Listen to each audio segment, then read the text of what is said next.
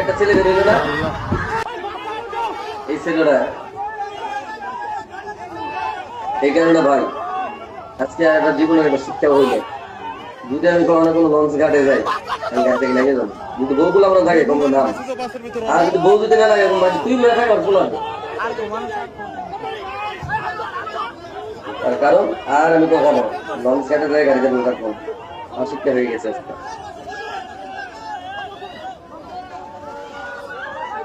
তবে যারা কইছে ঘটনা অকল্পনীয় একটা ঘটনা ঘটলো, এরকম ঘটনা তো হয়নি। আরে পরে লোকে লোকে গাড়ি গেছে কেনা ওই গাড়িও হয়নি, না বললো কিন্তু গাড়িটা কিন্তু নাই সরে গেছে। হ্যাঁ তবে আমি একটা জিনিস জানি, যেখানে লঞ্চ দাঁড়ায়